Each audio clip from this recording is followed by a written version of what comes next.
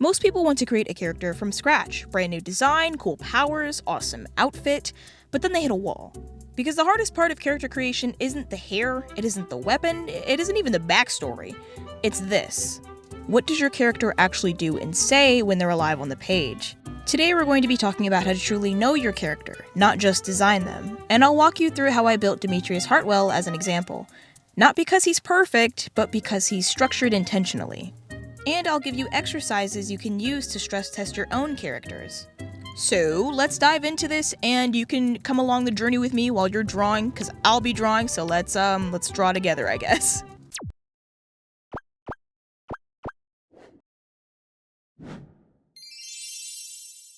Most beginner creators will start from the outside, a cool outfit, interesting species, trauma backstory, power set, aesthetic mood board, but then there comes the real test.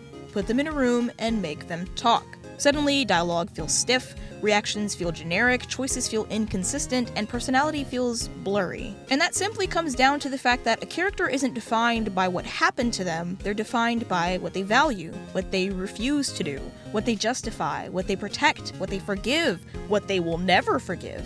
You don't know your character until you know their decision patterns. Now there's this myth that compelling characters must be these hyper-complex psychological machines, which is not true. Compelling characters are principled, consistent in values, emotionally legible, and reactive in believable ways. They feel tangible in an intangible world. A moral spine, or lack thereof in some cases, beats a complicated backstory every time. You can summarize a strong character in one sentence. They will always choose X over Y, even when it hurts. That's the core of character. Decisions, personality, and do's and don'ts.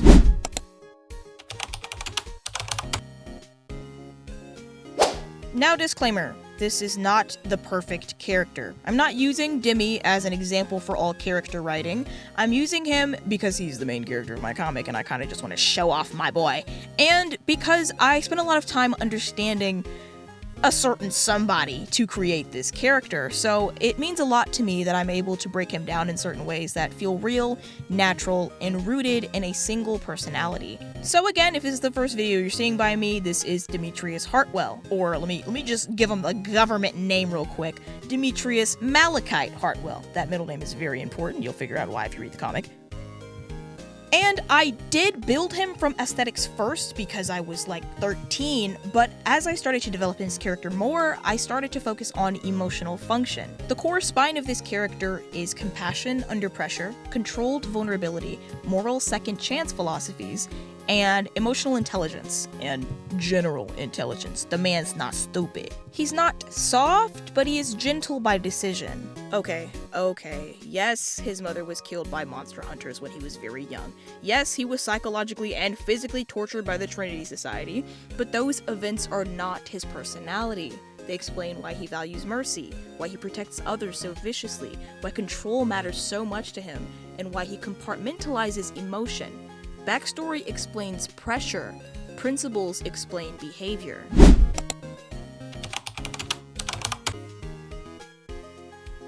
I usually break my characters down into 3 different phases: how they behave at work, how they behave around family, and how they behave when they are alone. Demetrius is no exception. He has a public investigator face, being a detective and all. He has the protector and combative face, being deeply within his family and caring too much about their well-being, and his private self, which is a lot more, I don't know, it's just, you had to be there. And a lot of the moments happen when Demi is alone, so you get to see his inner thoughts and what he really values when there's no quote-unquote camera in front of him. Camera in quotations being any watching eye that can perceive him in a specific way that he wouldn't be fond of. Because of Demi's past, he cares a lot about how he is perceived. Most people do. They have either a self-conscious side or a self-righteous side that they prefer to show people, or not show them at at all, and Demetrius tends to be more on the self-conscious side. He might have his public-facing face, the one that I explained, the investigator one, which is a lot more like snarky, I guess. It's a character, and he knows very well in his mind that he's playing a character when he goes out and does these things. But a lot of people in real life have to be a different way when they're functioning in different versions of their lives, and I wanted to properly get that across by making it very obvious that he's a completely different person when he's at work versus when he's alone. And the moments that he spends alone within the comic is they're just, I don't know, I like my main character, okay? He's cute, okay? He's just so pitiful, but in a fun and receptive way, like Yuta from Jujutsu Kaisen, okay? You like Yuta, you'll like Demi, especially younger Demi when he was like going through it, but oh my god, okay, I rambled a little bit. Let me get back on track. As I was saying, these three faces serve different functions. Essentially, it's the same person, but different context of expression. This makes behavior predictable without being flat.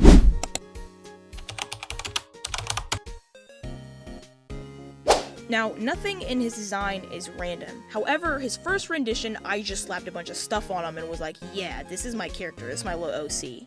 Embarrassing. I was also 13, so I will give myself a little bit of leeway there. But here's a bit of like a little chart or explanation of what the things that he wears represent. And that kind of just comes down to the way you want your character to want to be perceived. Do you want them to know that they obviously are that guy, so they dress this certain way? Or are they more closed off and quiet about how they want to be seen? It really comes down to what you want the character to want to say. People, unfortunately, on a daily basis, judge others by their cover. So consider a few questions when you want to design your character and how they wish to be perceived. Design equals psychology worn externally. If you want people to think you're hot, you wear hot girl clothes. If you want people to think you're smart, you wear smart girl clothes. Like there is a set of things, items-wise, within a wardrobe that will cause people to assume a specific thing about you. You're a cool girl if you got the trench coat on. You're a cool guy if you got the trench coat on.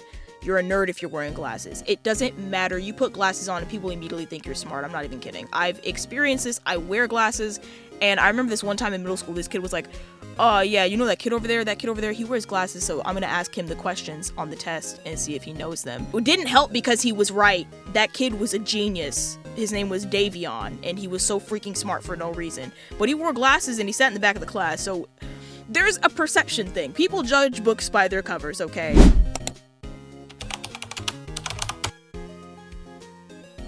Now we're on to the good stuff, the exercises that I consistently use to expose more weaker parts of my own characters and build them up in a way that makes them feel like real people. Write your character ordering coffee, the way that they would order coffee. Watch out for word choice, politeness level, hesitation, humor, eye contact, small behaviors that would let you know exactly what this character is about in a single word. Something as simple as ordering coffee could even be your character's intro. Maybe your character is extremely nice to the clerk or cashier, and the moment that they turn around and speak to a friend, they talk trash. This will let you know exactly what your character is about, because it's a very simple action, but it exposes a lot of personality traits that can come out in a single conversation. Did they engage in the small talk? Did they ignore the clerk? Did other things happen within the store or shop that caused them to maybe turn their attention? An example for Demi is that he is polite, specific, observant, and slightly self-deprecating. He'll use that kind of humor in a regular conversation because he finds it funny, and it's also how he copes. He'll notice the cashier's mood, ask about their day, or decide that maybe that wouldn't be the smartest choice because they're not feeling the best. Or maybe it might actually be the best choice because they probably needed to have their mood uplifted. And he does these things very quickly, telling of his detective skills and his natural desire to please and properly serve others. This one I like to call floor-to-ceiling windows. Your character on display, maybe to one or a whole group of people, unbeknownst to them at first. So basically, your character is alone at home. Big windows, as I said, floor-to-ceiling. Someone might see them. What embarrassing thing do they do? Sing aloud, rehearse arguments, dance, talk to themselves, pray, pace? Now ask, What do they do if they realize they've been seen? This is reaction personality gold. This exercise is all about understanding how comfortable your character is with vulnerability. Do they wink at the person who's seeing them? Do they just continue dancing in spite of the prying eyes? Do they shrink? Do they laugh? Do they run? Deciding how your character reacts under pressure is really important, because if you're going to be having any suspenseful scenes, anything that will take them out of their own personal realm, you have to understand the way that they will cope or the way that they won't cope. Getting to the root of your character through embarrassing means is very important, because it could show their level of confidence or lack thereof.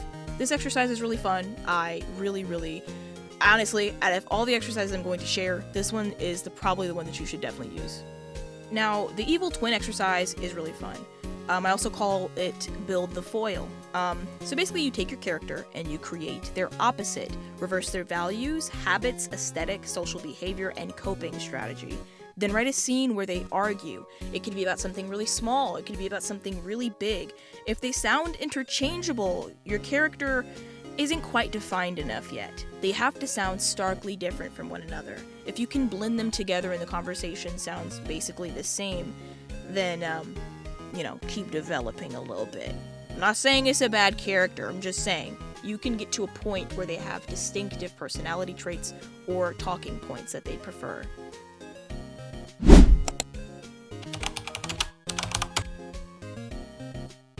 Now, expansion is not adding more traits. Expansion is adding more situations. Test them in more dilemmas, social embarrassment, betrayal, authority with conflict, love, loss, boredom. Boredom scenes are underrated, bro. They really reveal authenticity. Because boredom could allude to small habits that they have, or tics, if you will. Makes them feel human. Tapping rhythms, chewing on pens, fiddling with jewelry, people watching, certain cooking rituals. Reality lives in the small behaviors, and that's how you make your character feel more tangible. Now, again, I am not a character writing expert, but I have been consistently writing characters for a very long time, and I've realized that the hardest part is not creativity, it's consistency under pressure. Writers can break character integrity when plot feels convenient, themes override behavior, and spectacle overrides personality. If your character won't do it, don't make them do it. Write the situation, not the character. A very popular one I see is the whole cheating trope. If a character has been steady in a relationship, and their character and personality aims more towards being a loyal individual, and we've been seeing that for seasons upon seasons, and then out of left field, randomly the character cheats on their husband or wife, their spouse, regardless of their gender or whatever. Why did you do that? Why did you do that? For intrigue, for spectacle? I don't care. My Mance would not have cheated on his wife. My Girl would not have cheated on her husband. They would not have cheated on their spouse, period. But this one specifically is very telling of when writers just want to throw something in there. If your character would not cheat, do not make them cheat. If your character would not kill a baby, do not make them kill a baby. That simple. Stay consistent to your character, and the longevity of their personality will make up for maybe some spectacle that you're lacking. Throw the character in a situation where they have to make a crazy decision, and that you show that through that situation we're able to see a different side of this character, or maybe they can't make the decision at all, and it winds up haunting them because they lose something important to them, like their title or their status. Just from what I've read, observed, and watched in my 22 years of life, if you want to write a better character, stop designing them. Interview them. Put them in scenes. Ask them questions. Let them answer wrong sometimes. And study characters you love. Pause scenes, analyze decisions, and track speech patterns. The way a character talks over the way another character talks is very important. If you can manage to, quote-unquote, speak in different personalities, your characters will feel more nuanced and separate from one another. Great characters aren't invented fully formed, they're discovered through pressure.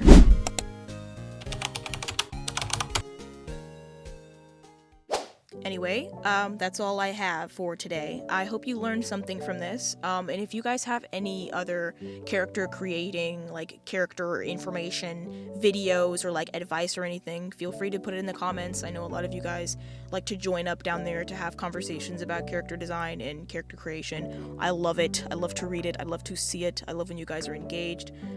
So yeah, draw with intention, write with conviction, and I'll see you in the next one. Stay creative, stay safe, and have a blessed rest of your day, my friend.